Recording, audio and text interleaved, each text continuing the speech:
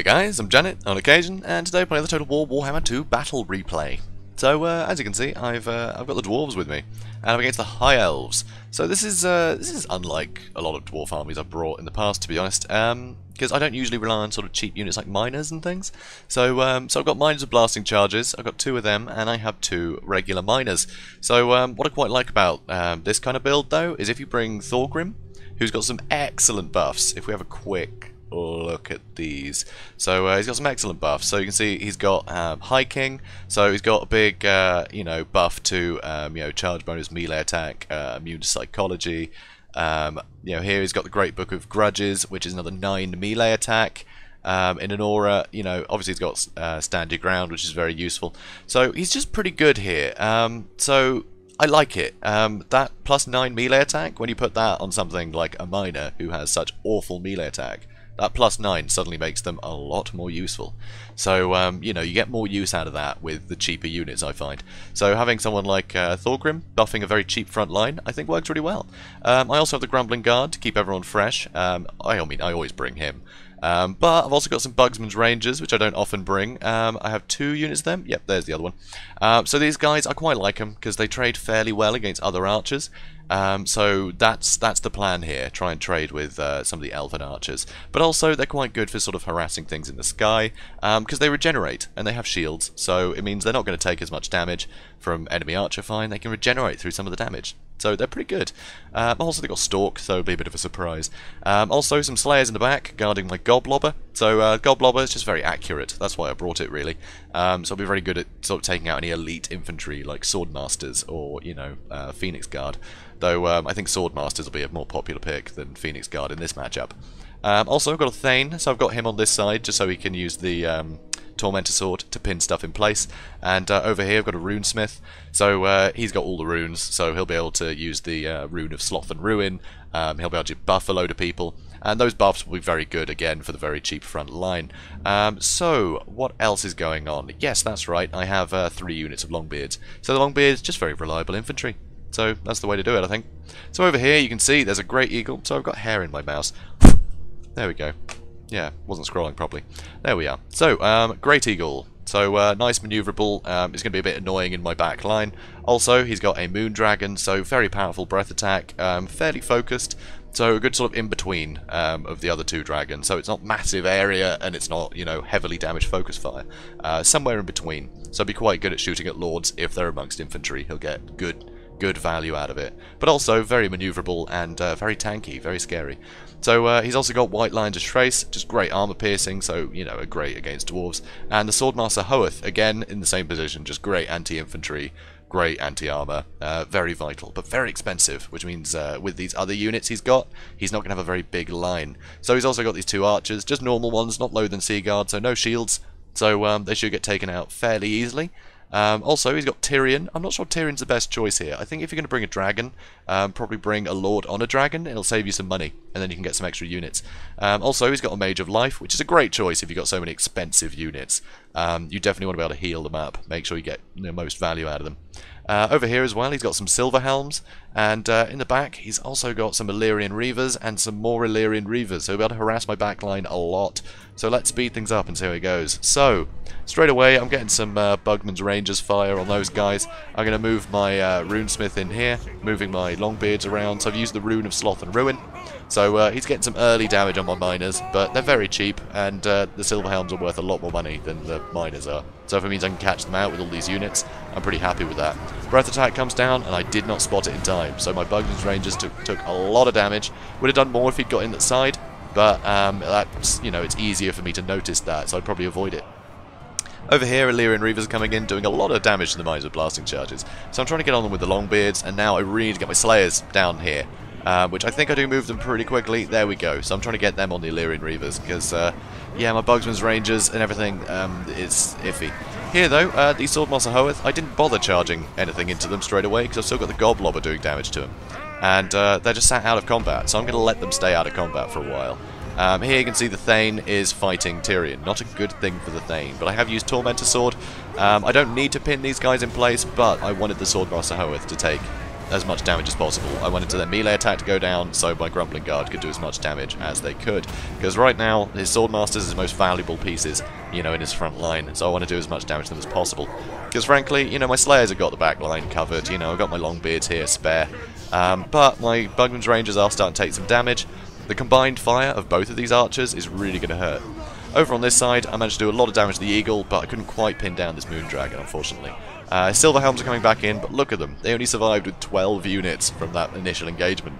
So here, I believe he's going to start healing. Yep. So he got a great Earthblood there. You know, healed both of his frontline units. Obviously, one of the Swordmasters is out for now. Here, though, more charges from the Illyrian Reavers. And I need to get these Slayers doing something again. But you can see the Moondragon got an alright breath attack on them, but they were moving. And you never really want to attack stuff that's moving like that. Unfortunately, though, my Rangers are really having a tough time here. They did some damage to the archers, but with two of these guys just focusing fire on the Rangers, and they'd already taken a bit of damage, you know, that's tough. So I'm trying to move them back just to avoid some of the fire, but these guys are good. Like, you can't be, you know, sniffing at these guys. They're very good. So here, though, I am taking out these Illyrian Reavers, hopefully, but he's running away again. Every time he sees the Slayers, he tries to run, and that's the way you want to play it, you know. You want to keep just attacking when you have the opportunity, and getting out of there, you know, otherwise. So here, you know, Thorgrim, he's going to do well against the Moondragon. Some miners, very cheap, but they're going to help him out. I'm coming in here with the Longbeards as well.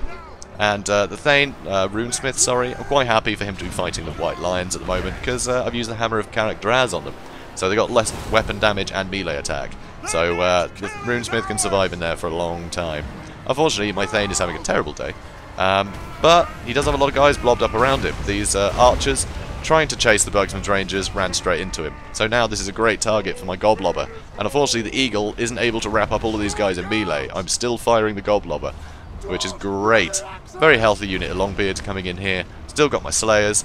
I'm basically just keeping my guys spaced out at the moment because I don't need all of them in combat just yet. And I don't want the cavalry coming in and rear-charging things that are in the front line. Because right now, you know, I've got enough sort of poking power to deal with these guys. You know, Thorgrim slowly making his way through. Unfortunately here, another good breath attack, so he did a fair bit of damage there. And unfortunately I left them fighting. I didn't see him pull out of that engagement, which is very irritating. So yeah, good opportunity to do that.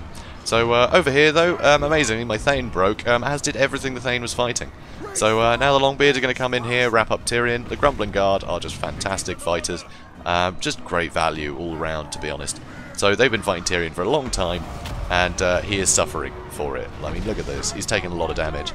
So here I'm using the Goblobber to try and shatter these guys. I don't want them coming back, because what's left I can handle, honestly. What's left here, I'm happy. I'm happy to fight. So here I'm getting my Slayers on the Dragon to help out Thorgrim, but I think Thorgrim can tank the damage, to be honest. Thorgrim is a sturdy guy. He is hard to kill. If we look at him, he's got 120 armor, and he's got 62 melee defense. He is very sturdy. So Slayers come in, and that Dragon is out. There's no way the Dragon can hold up against this. So in the back line, I've got some miners trying to stop these Illyrian Reavers that are still in action. I've got my Runesmith coming in. Hopefully I can get some runes on these guys. But these Illyrian Reavers are doing great, honestly. They are great against the sort of low armoured dwarves, right? So the miners have relatively low armour. They've got, what is it? Oh, they've actually got 80 armour. Nope, they have a lot more now because of the buff. Okay, now you're throwing things. Ugh, anyway. But yeah, they're not great though in melee. They don't have the best stats. But Rangers, again, they don't have a lot of armour. 40. So Illyrian Reavers do alright against that. You know, those kind of units, just constantly charging. They're pretty good. So yeah, not to be sniffed at. Over here, you can see the Slayers are dealing with this Mage of Life. That Eagle has come down to fight Slayers, which is a bit risky. And basically, he's just run out of steam here. Yeah, Tyrion's running now, and everything's going to run. So, thank God, I just had cheap stuff fighting Tyrion.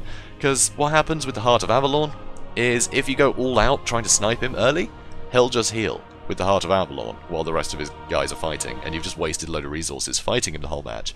So I like to just ignore him nowadays, because he's an absolute beast.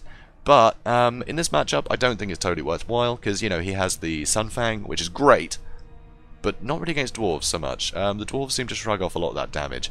It's good against low armoured targets, so if you're not going to bring Sunfang, then you can't kill a load of trash with him, and he's not mobile enough to hunt down, sort of heroes and things. So you can just basically just throw some miners on him. He'll eventually kill them, and then just throw another infantry unit on them. And you can use all your lords and heroes just to kill the rest of the army. Because what will happen is he'll end up breaking, because he's not unbreakable. So he'll end up breaking because of army losses before he gets a chance for Heart of Avalon to proc. So he won't suddenly get another burst of health. Yeah, that's what Heart of Avalon does, by the way. It just basically, when he gets injured, very injured, suddenly he gets a huge health replenishment. So you basically have to fight him twice. So what I do is I just fight everything else, and he runs away. So he doesn't get the use out of that. And I think that's the way to do it. That's the way to fight Tyrion. Just ignore him. Just completely ignore him. Just wipe out his army.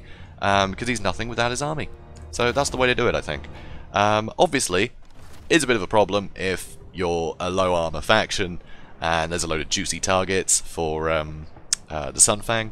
Then it's a bit trickier, because then he can just stay in combat against stuff that's not really going to threaten him, and he'll keep getting you know, Sunfang recharged, because it recharges when he's in combat.